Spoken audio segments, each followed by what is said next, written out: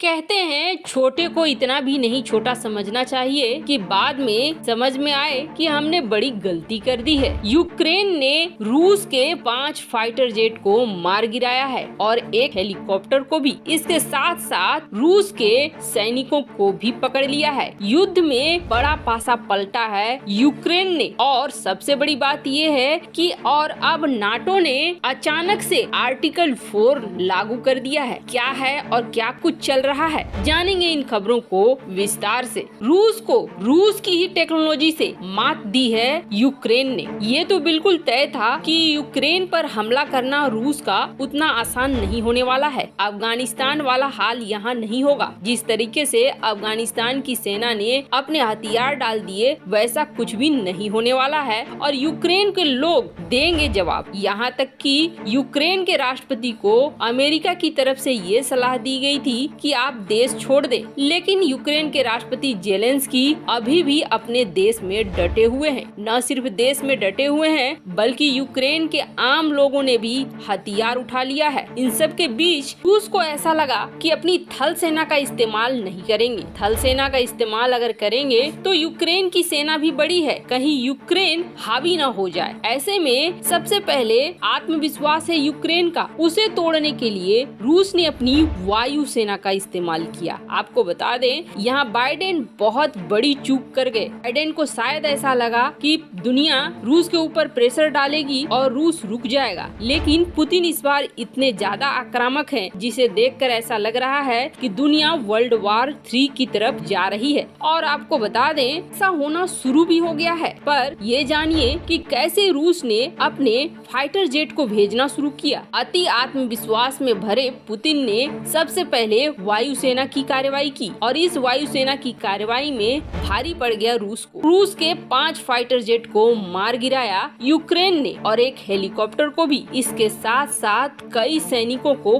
पकड़ भी लिया। अब ये सब कुछ हुआ कैसे? तो ये सब कुछ रूस की टेक्नोलॉजी से ही संभव हुआ। रूस के S-300 ने ही मार गिराया रूसी विमानों को। अब ये S-300 कैसे पहुंचा यूक्रेन तक, तो आपको बता दें यूक्रेन सोवियत संघ का हिस्सा हुआ करता था और यूक्रेन के पास वो सारी टेक्नोलॉजी है जो कभी सोवियत संघ के पास हुआ करती थी। यूक्रेन ने तो परमाणु मिसाइलें तक बना ली थी, लेकिन रूस पे भरोसा करके उन्होंने अपनी परमाणु मिसाइलों को दे दिया था रूस को, वरना आज शायद ये स्थिति नहीं होती जो अभी है। बुडापेस्ट की संधि अगर नहीं करता यूक्रेन तो आज ये हाल नहीं होता। पर फिर भी यूक्रेन की तरफ से जो प्रतिरोध दिया जा रहा है वो प्रतिरोध तगड़े वाला प्रतिरोध है। यूक्रेन ने जैसे ही S-300 से रूस के फाइटर जेट्स को मारकर गिराना शुरू किया, रूस के होश ठिकाने आ गए और अब रूस को ऐसा लगा कि सबसे पहले इनके मिलिट्री बेस को उड़ा दो, इनकी नेवी को उड़ा दो, तो फिर इन पे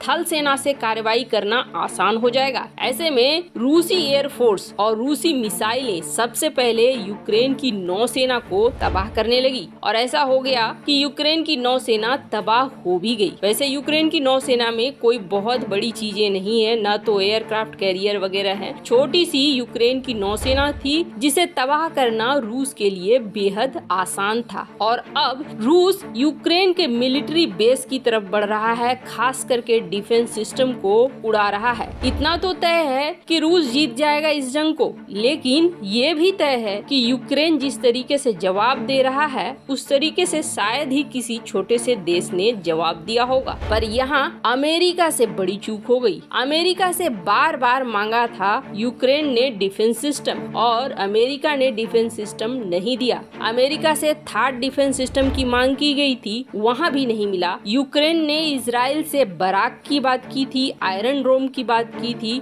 इन दोनों डिफेंस सिस्टम भी नहीं मिले। इजराइल ने भी आयरन डोम की तैनाती से मना कर दिया। शायद आज डिफेंस सिस्टम होते यूक्रेन के पास तो नजारा कुछ अलग ही होता। पर हाँ, दुनिया तीसरे विश्व युद्ध की तरफ कैसे बढ़ रही है वो जानिए। अमेरिका के ऊपर दबाव बन गया है और अमेरिका के साथ साथ नाटो के ऊपर दबाव बन गया है। नाटो ने आर्टिकल 4 को लागू कर दिया है। क्या है ये आर्टिकल 4? आर्टिकल 4 है कि अगर लगता है कि किसी नाटो नाटो सदस्य पर हमला होने वाला है तो वहाँ पर युद्ध की तैयारियां शुरू कर दो। एक चीज तो ये है। दूसरी चीज ये है कि इस वक्त अगर रूस को काउंटर करना है तो रूस के बॉर्डर पर पहुंचानी होगी बड़ी सेना और साथ में डिफेंस सिस्टम। अब यूक्रेन तो नाटो का मेंबर है नहीं, लेकिन रूस से सटे 3 देश लातविया, पोलैंड वगैरह नाटो के मेंबर हैं। ऐसे में अब अमेरिका ने नाटो के साथ मिलकर आर्टिकल 4 लागू करते हुए सेना उतारनी शुरू कर दी है लातविया में। अभी यहाँ पर पहली खेप सेना की पहुँच चुकी है। कहा जा रहा है कि हजारों की खेप और भी आएगी। इसका बॉर्डर रूस से काफी नजदीक से लगता है। ऐसे में रूस के ऊपर दबाव बनेगा कि अगर यूक्रेन में बहुत ज्यादा अंदर घुसने की कोशिश रूस करता है तो इस क्षेत्र से उसके अंदर घुसपैठ हो सकती है। वैसे आपको बता दें, जिस तरीके से पुतिन इस वक्त आक्रामक हुए बैठे हैं, पहले तो उन्होंने डोनेस्क को अलग कर दिया, लुहांस्क को अलग कर दिया और फिर उसे एक आजाद देश का नाम दे दिया। मामला यहीं तक नहीं रुका,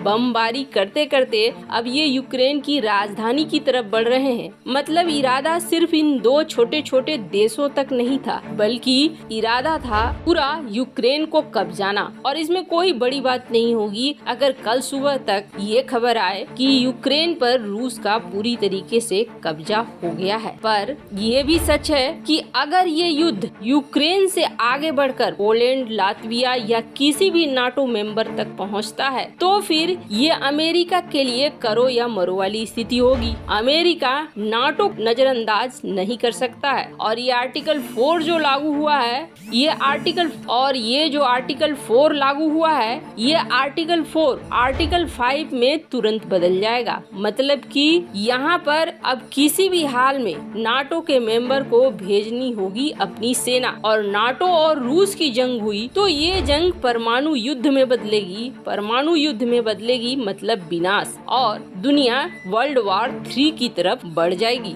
वैसे आपको बता दें, एक तरफ जहां ये रूस यूक्रेन की भिड़ंत हो रही है और नाटो भी एक्शन में आ रहा है, तो वहीं दूसरी तरफ ऐसा कहा जा रहा है कि बड़ी संख्या में वारशिप युद्धपोत बढ़ रहे हैं ताइवान की तरफ। अब चीन ने भी इसका नाम दिया है युद्धाभ्यास, ठीक वैसे ही जैसे रूस ने यूक्रेन की सीमा पर तैनात कर दिए लाखों सैनिकों को और नाम दे दिया युद्धाभ्यास, वैसे ही चीन भी कर रहा है। चीन भी युद्धाभ्यास का नाम देते हुए इन वारशिप को ताइवान की तरफ मोड़ रहा है। अब अगर ये चीजें बड़ा रूप लेती हैं तो आप समझ लीजिए कि दुनिया तीसरे विश्व युद्ध के मुहाने पर खड़ी है या फिर इसकी शुरुआत हो चुकी है। भारत में भी इसको लेकर काफी बड़ी हलचल चल रही है, क्योंकि ताइवान का मामला निपट गया तो हो सकता है चीन भारत की सीमा पर भी बढ़ने की कोशिश करे। और इन सब मौकों के बीच में पाकिस्तान का पीएम इमरान खान पहुंचा हुआ है रूस कटोरा लेकर। अब उसे वहां क्या मिलता है ये भी देखने वाली बात होगी। वैसे आपको क्या लगता है, यूक्रेन कल तक टिक पाएगा? कमेंट कर अपनी राय जरूर बताएं। जल्द मिलते हैं अगले वीडियो में नई